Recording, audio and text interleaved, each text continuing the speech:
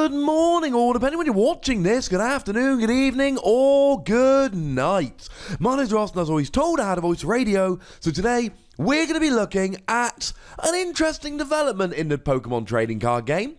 Turns out, the X and Y Generation 6 Kalos region, it's back, ladies and gentlemen.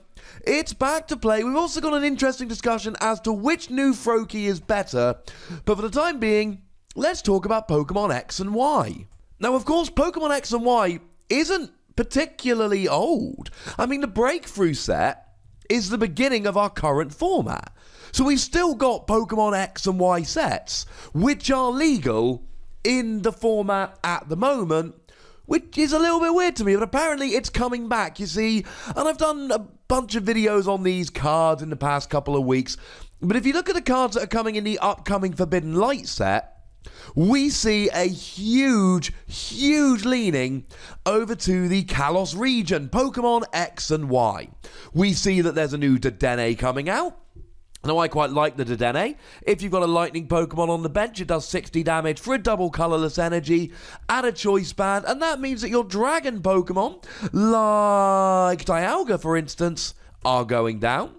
We see that there is a new Pyroar coming out, and of course Pyroar was a Pokemon that was introduced in X and Y, has an interesting ability just like Primal Groudon's Omega Barrier, though the attack is a little bit underwhelming, doing 140 if you've got Lysander's Lab in play. And a quick correction from my Lysander's Lab / Pyroar videos.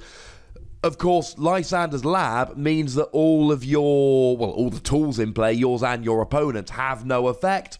So, of course, you couldn't use a choice band to do extra damage on a Pyroar, because a choice band would have no effect. We also see that Lysander Prism Star is coming out.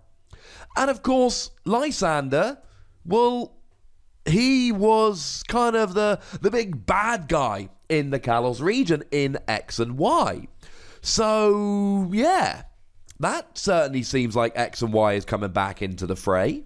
Lysander's Prism Star, as a quick reminder, allows you to move one card from your opponent's discard pile into their lost zone for every fire Pokemon you have in play. We also see Diantha is going to be coming out in this new set. Diantha is a fun little supporter card. As long as you had a fairy Pokemon KO during your opponent's last turn, you can take any two cards from your discard pile and put them into your hand, not unlike playing a double Puzzle of Time. We see that Pangoro is coming out, although I'm going to be honest, Pangoro is not a good card. I tried, ladies and gentlemen. I tried. We've got Bonnie coming out. Bonnie, of course, being a great supporter card that actually allows you to use Zygarde's GX attack even if you've used a GX attack this game. And of course, I should probably mention Zygarde GX.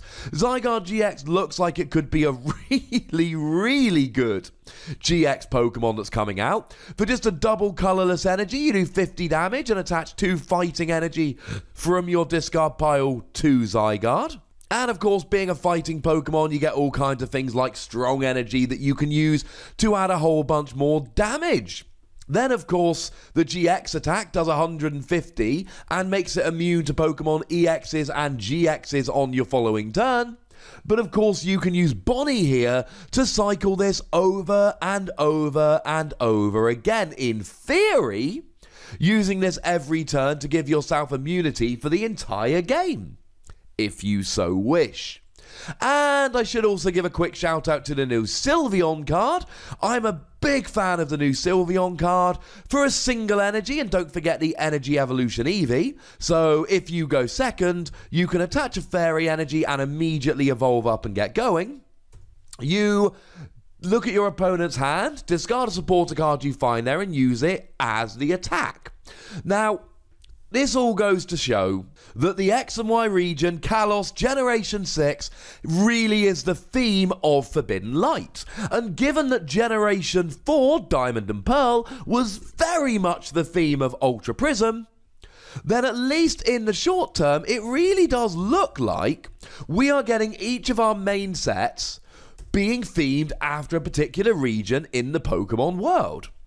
Now, on the one hand, I like this. On the other hand, how does this make any sense? In Sun and Moon 5 Ultra Prism, we had Generation 4 Diamond and Pearl. But then in Sun and Moon 6, we get X and Y Generation 6. What about Generation 5? What about the love for Pokemon Black and White? Why have they been missed? I suppose I get the whole let's go one region per set. But why wouldn't we have them in order? Why would we go straight from Generation 4 to Generation 6, ignoring Generation 5 completely? That, ladies and gentlemen, makes very, very little sense to me at all. I am crying foul, ladies and gentlemen. I am crying foul. And of course, it's really not been that long since X and Y came out. So do we really need X and Y to be reminded at the moment? Certainly, I'd like to see Black and White coming out, or Gen 3 Ruby and Sapphire coming around. They seem cool to me. I don't know if we need Pokemon X and Y being given so much love so quickly. Now, that is a little bit confusing to me. Now, I should at this stage mention that even though there is a clear Kalos theme, ALOLA is seeing a bit of love in this set as well. We have seen Alolan Executor been revealed. We're getting a new Alolan Executor in Sun and Moon 6 in Forbidden Light. We've also seen an Alolan Marowak be revealed. So it does seem very, very much like, although we've got a Kalos theme, don't sleep entirely, because there are still going to be some Sun and Moon cards in there, some Generation 7 cards, although to be perfectly honest with you, it's starting to look a little bit like that's all that you're actually getting. As a quick reminder, I am a big fan of the Alolan Marowak for 0 energy. Search your deck for 2 basic energy cards and attach them to your Pokemon in any way that you like. Then for a double colorless energy, 20 damage for each Alolan Pokemon you have in play. Not a bad Pokemon at all. So we are getting a theme for every set. They're not terribly going in order, which is a little bit confusing, and Sun and Moon Pokemon are being chucked in as well. I hope that all makes sense. Now, I'm going to chuck it in on the end of this video because I don't know if it really needs a video on its own, but there have been 2 new Froakies that have been revealed lately. And we do need to sit and have a quick look about which one is better. Now, I suppose I should also mention that there's 2 Fennekin that have been revealed.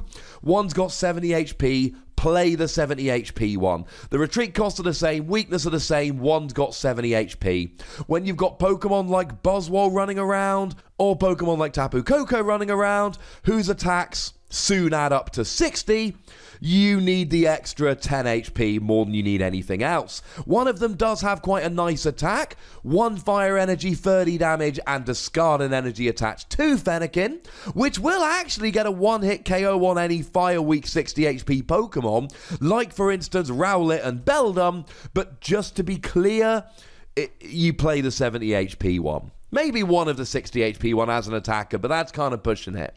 In terms of the Froakie, it's actually much more of a conversation. Because one Froakie has an ability whereby if there's any water energy attached to it, the retreat cost is 0. That's actually a really nice ability. Being able to have free retreat it to the bench, put something else into the active. It's a really nice ability. An ability we've seen on basic Pokemon before, and one that I really like. But just to be clear, it's got 50 HP and the other Froakie's got 70 HP. You play the 70 HP. The reason it's a discussion is because that ability on the 50 HP Froakie is actually a really nice ability, but you never give up 20 extra HP. It's just not something you do, unfortunately.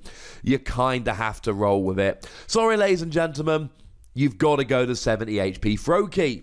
And that is about the end of the discussion for now. I'd love to hear from you guys. Are you excited about the fact we're getting a Kalos-themed set? Like me, are you a little bit confused that Black and White has been ignored? Which region, which generation do you want to see seeing love in future sets? And also, which Kalos Pokemon do you really want to see revealed? Which of those Pokemon from this set do you want to see coming out in Forbidden Light?